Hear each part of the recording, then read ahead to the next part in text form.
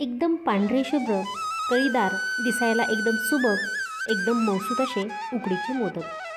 गणपती उत्सवामध्ये प्रत्येक गृहिणीला एकदा तरी वाटतं की उकडीचे मोदक बनवावे. पण त्यांच्या मनामध्ये भीती असेल की उकड व्यवस्थित बनेल का, मोदकांना कळ्या पाडायला येतील का. तर हे कोणतंही टेन्शन न घेता आज आपण अगदी सोप्या पद्धतीने उकडीचे पांढरे शुभ्र मोदक पाहणार आहोत. तर त्यासाठी अगोदर आपल्याला सारण बनवावं लागेल. म्हणून मी इथं कढईमध्ये 1 चमचा तूप घेतलं, त्यामध्ये 1 चमचा खसखस परतून घेतली. त्यामध्येच 3 वाटी एवढा ओल्या खोबऱ्याचा चव आपण घेतला आहे, हा आपण परतून घेऊयात. उकडीचे मोदक बनवायचं म्हणजे सगळ्यात मोठं टेन्शन असतं ते कळ्या पाडायला जमत नाहीत.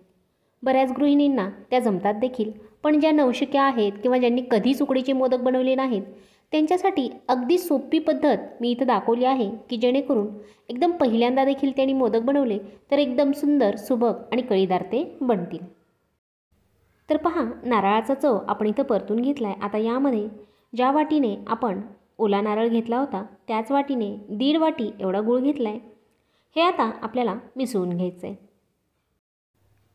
गूळ खोबऱ्याचं हे सारण जर तुम्हाला खूप जास्त दिवसांपर्यंत टिकवायचं असेल तर ओला नारळ आहे तो परतून घेताना थोडा कोरडा होईपर्यंत परतायचा आणि नंतर त्यामध्ये गूळ घालायचा. असं केल्यामुळं तुमचं सारण 10 ते 12 दिवसांपर्यंत अगदी आरामात छान असं टिकतं. तर पहा, सुरुवातीला मिश्रण थोडंसं ओलसर झालं आणि आता थोडंसं घट्टसर होऊ लागलं आहे, म्हणजे आपलं सारण इथं तयार आहे. थंड झाल्यानंतर यामध्ये मी वेलची आणि जायफळाची पूड घालून घेतली. आता उकड बनवायची आहे, त्यासाठी एका भांड्यात 1 कप एवढं मी तांदळाचं पीठ घेतलं आहे. हे रेशनच्या तांदळाचं पीठ आहे. अगदी बारीक असं गिरणीमधून हे तांदूळ स्वच्छ धुवून नंतर सावलीमध्ये सुकवून मी दळून आणलेत. रेशनच्या तांदळाला चिकटपणा नसतो म्हणून इथं मी 1 चमचा एवढं कॉर्नफ्लोअर यामध्ये मिसळले. या ठिकाणी तुम्ही कॉर्नफ्लोअरऐवजी मैदा देखील मिसळू शकता. यामध्ये थोडंसं चवीनुसार मीठ देखील टाकून घ्यायचं. हे सर्व आपल्याला मिसळून घ्यायचं आहे. 1 कप तांदळाचं पीठ घेतलं तर थोडेसे मध्यम आकाराचे आपले इथं एकूण 15 मोदक तयार होतात. जर तुम्हाला 21 मोदक बनवायचे असतील तर तुम्ही 1.5 कप एवढं पीठ या ठिकाणी वापरू शकता. तर ज्या कपने आपण तांदळाची पिठी मोजून घेतली त्याच कपने मी 1 कप एवढं दूध घेतलं, त्यामध्ये अर्धा चमचा साखर आणि अगदी पाव चमचा एवढं तूप टाकलं. तूप इथं आपल्याला जास्त अजिबात वापरायचं नाही, कारण तूप जास्त झालं तर आपले मोदक उकडताना नंतर फुटण्याची शक्यता असते. आणि साखर टाकण्याचं कारण म्हणजे वरच्या पारीला देखील थोडीशी गोडसर अशी चव येते. साखर विरघळल्यानंतर आणि दुधाला उकळी आल्यानंतर आपण जे मैदा आणि कॉर्नफ्लोअर घेतलं होतं ते यामध्ये टाकायचं आणि एखाद्या लाकडी बेलण्याच्या साहाय्याने लगेचच हे पीठ दुधामध्ये मिसळून घ्यायचं आहे. इथं शक्यतोवर लाकडी बेलण्याचा वापर करायचा, उलटणं किंवा चमचा याचा वापर करण्याऐवजी, कारण अशा प्रकारे लाकडी बेलण्याचा वापर केल्यामुळे यामध्ये पिठाच्या गुठळ्या अजिबात होत नाहीत. पीठ मिसळून झाले. आता गॅसची फ्लेम बंद करायची आणि एक 5 ते 10 मिनिटांसाठी यावर आपल्याला झाकण ठेवून ही उकड छान अशी मुरू द्यायची. लक्षात ठेवा, इथं मी गॅसची फ्लेम बंद केली आहे. साधारणपणे 5 ते 10 मिनिटांनंतर आपली उकड पहा छान अशी याला वाफ बसली आहे. ही आता एका ताटामध्ये काढून घेऊयात. आता ही उकड गरम आहे. गरम असतानाच आपल्याला ही मळून घेणं खूप गरजेचं आहे. ही टीप तुम्ही या ठिकाणी लक्षात ठेवा की उकड गरम असतानाच आपल्याला ती मळायची आहे. तर इथं मी स्मॅशरचा वापर करते. या ठिकाणी तुम्ही ग्लास किंवा फुलपात्राचा वापर देखील करू शकता. तर थोडीशी स्मॅशरच्या साहाय्याने उकड मळून झाल्यानंतर आणि आपल्या हाताला सोसवेल अशी झाल्यानंतर हलकीशी कोमट असताना आपल्याला ही मळून घ्यायची आहे. उकडीचे मोदक बनवताना ही स्टेप अत्यंत महत्त्वाची आहे. उकड तुमची अगदी लोण्यासारखी मौसूद अशी मळून घेणं खूप गरजेचं आहे. त्यामुळे पूर्ण तुम्ही 5 ते 7 मिनिटांपर्यंत सुरुवातीला ही छान अशी मळून घ्यायची. जर समजा उकड मळताना तुम्हाला ती खूप जास्त प्रमाणात घट्ट वाटली तर तुम्ही 1-1 चमचा करून यामध्ये पाणी मिसळू शकता. पाणी वापरताना तुम्ही रूम टेम्परेचरचं किंवा नॉर्मल पाणी वापरलं तरी चालणार आहे. गरम पाणी वापरण्याची पुन्हा गरज नाही. तर पहा, पुन्हा थोडं थोडं लागेल तसं पाणी घालून मी एकदम छान अशी मौसूद अशी उकड आपली मळून घेतली आहे. उकड आपली व्यवस्थित मळली गेली का हे चेक करण्यासाठी थोडासा गोळा पिठाचा काढून घ्यायचा. पुन्हा एकदा हातावर छान असा चुरून घ्यायचा आणि नंतर आपण बोटाने यावर प्रेस करून पाहायचं. तर पहा, यावर अजिबात चिरा पडत नाही आहेत. अगदी लोण्याप्रमाणे मऊसूत अशी ही मळली गेली आहे. उकड आपली परफेक्ट तयार आहे. आता मोदक बनवायचे. तर त्यासाठी पहा, माझ्याकडे 2 मुदाळ आहेत. त्यातील इथं मी ही जी मध्यम आकाराची मुदाळ मिळते ती वापरणार आहे. तुम्ही पाहिजे तर छोट्या आकाराच्या मुदाळाचा देखील या ठिकाणी वापर करू शकता. तर मुदाळला अगोदर आतून आपण तुपाचं बोट लावून घ्यायचं, म्हणजे आपण जी पारी बनवणार आहोत ती अलगदपणे बाहेर येईल, आतमध्ये कुठेही चिकटणार नाही.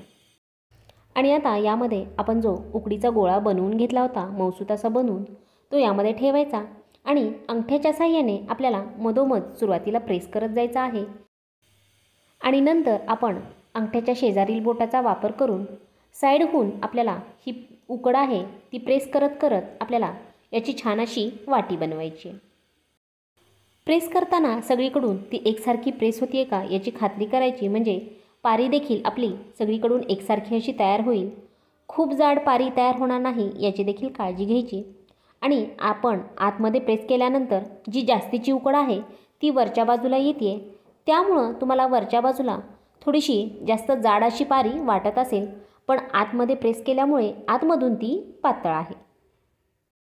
फक्त आतमध्ये प्रेस करून पातळ केल्यामुळे वरच्या भागामध्ये ती जास्त सरकली जाते आणि वरच्या बाजूला पारी तुम्हाला जाडसर अशी वाटू शकते. या आकाराची मुदाळ वापरून एवढ्या उकडीमध्ये माझे 15 मोदक इथं तयार झाले होते. तुम्हाला जर 21 मोदक बनवायचे असतील तर तुम्ही 1.5 कप तांदूळ पीठही वापरू शकता. जेवढी शक्य होईल तेवढी आतमध्ये प्रेस करून आपण पातळसर अशी पारीही बनवून घेतली आहे वरच्या बाजूला, त्यामुळे जास्तीची उकड आली आहे. आणि अगदी सहजपणे अलगदपणे मुदाळमधून ही पारी बाहेर देखील आली आहे, कारण आतमध्ये अगोदर आपण तुपाचं बोट लावलं होतं. यामध्ये आता आपण सारण भरून घेऊयात. इथे एक महत्त्वाची टिप सांगावीशी वाटते की मुदाळमधून अगोदर पारी बाहेर काढून घ्यायची आणि नंतरच त्यामध्ये सारण भरायचं. कारण जर तुम्ही मुदाळमध्ये असतानाच सारण भरलं तर बाहेर काढताना तुमची पारी तिथं फाटण्याची शक्यता असते. तर भरपूर असं बोटाने प्रेस करून करून सारण भरून घ्यायचं आणि वरच्या बाजूला जी जाड पारी तुम्हाला जाणवते ती हलकीशी वरच्या बाजूला प्रेस करत करत आणि मोदक तळहातावर गोल गोल फिरवत फिरवत आपल्याला वरच्या बाजूने मोदक पॅक करून घ्यायचं आहे. इथं पहा, मी जी वरची जाड पारी होती ती पुन्हा हलकीशी प्रेस करून पातळसर करते, म्हणजे वरच्या बाजूला आपल्याला मोदक व्यवस्थित असा पॅक करता येईल. अगदी हळुवारपणे आपल्याला वरच्या बाजूला मोदक पॅक करत जायचं आहे.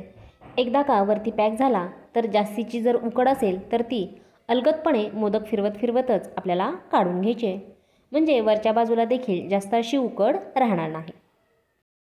खालच्या बाजूने तळहातावर फिरवून घ्यायचा, म्हणजे जास्त जर उकड असेल तर ती देखील वरती येईल आणि मोदकाला देखील एकदम छान असा गोलाकार येईल.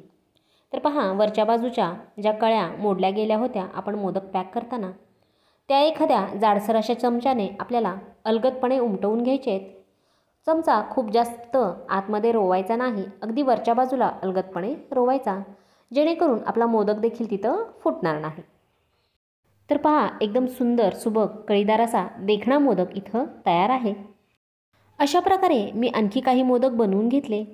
आता वाफवण्यासाठी कोणती काळजी घ्यायची? बऱ्याच जणांचे मोदक वाफवताना फाटतात किंवा ते चाळणीला चिटकून बसतात. तर असं होऊ नये यासाठी चाळणीमध्ये ओला सुती कपडा टाकायचा आणि पांढराच कपडा इथं वापरायचा, कारण तुम्ही रंगीत कपडा वापरला तर त्याचा रंग मोदकांना लागण्याची शक्यता असते. आणि मोदक चाळणीमध्ये ठेवताना देखील एकमेकांपासून थोड्या अंतरावर ठेवायचे, कारण वाफवताना ते फुलले जातात. त्यामुळं त्यामध्ये अंतर ठेवणं गरजेचं आहे. जर एकमेकांना चिकटले तरी देखील मोदक फुटण्याची शक्यता असते. तर पहा, 10 मिनिटांसाठी मी मोदक वाफवून घेतले आणि आता तुम्ही पाहू शकता पहिल्यापेक्षा ते थोडेसे मोठे देखील तुम्हाला जाणवत असतील. जेवढे सुंदर सुबक दिसत आहेत चवीला देखील तेवढेच अप्रतिम झाले आहेत आणि एकदम लोण्याप्रमाणे मऊसूत देखील बनले आहेत. इथं मी उकड काढण्यासाठी दुधाचा वापर केला. तुम्ही या ठिकाणी पूर्ण पाण्याचा वापर करू शकता किंवा निम्म दूध आणि निम्म पाणी देखील वापरू शकता. दूध वापरल्यामुळे हे चवीला अजून छान लागतात आणि अगदी 24 तासांपर्यंत असेच्या असे मऊसूत राहतात. ज्यांनी आतापर्यंत कधीच उकडीचे मोदक बनवले नाहीत, पहिल्यांदाच उकडीचे मोदक बनवत आहेत, पण त्यांना भीती वाटते की आपल्याला कळ्या पाडायला जमतील का, उकड काढायला जमेल का, तर उकडीचं अजिबात टेन्शन न घेता एकदम सुंदर सुबक कळीदार असे मोदक तुमचे बनतील की कोणाला पाहून वाटणारही नाही की तुम्ही पहिल्यांदाच हे उकडीचे मोदक बनवले आहेत. गरमागरम उकडीचा मोदक फोडायचा, त्यामध्ये साजूक तूप घालायचं आणि आस्वाद घ्यायचा. काय भन्नाट अशी चव लागते म्हणून सांगू. अहो, घरातीलच काय बाप्पा देखील एकदम खुश होणार. आणि हो, फक्त चवच काय, दिसायला देखील तेवढे सुंदर सुबक आहेत, त्यामुळे बाप्पा खुश होऊन आशीर्वाद देखील नक्की देतील. तर लहानांपासून मोठ्यांपर्यंत अगदी सर्वांच्या आवडीचे असे हे सुंदर सुबक कळीदार उकडीचे मोदक तुम्ही या गणेशोत्सवामध्ये एकदा तरी नक्की बनवा आणि कसे झाले ते मला कमेंट्स करून सांगायला विसरू नका. हे मोदक आवडले असतील, हा व्हिडिओ आवडला असेल तर सोबतच एक लाईक करा आणि चॅनलला सबस्क्राईब देखील नक्की करा. व्हिडिओ मैत्रिणींना देखील शेअर करा, म्हणजे या गणेशोत्सवामध्ये ते देखील असे सुबक उकडीचे मोदक बनवू शकतील. बोला गणपती बाप्पा मोरया. चला तर मग आज इथेच थांबूया. उद्या पुन्हा नव्याने भेटूया. तोपर्यंत नमस्कार.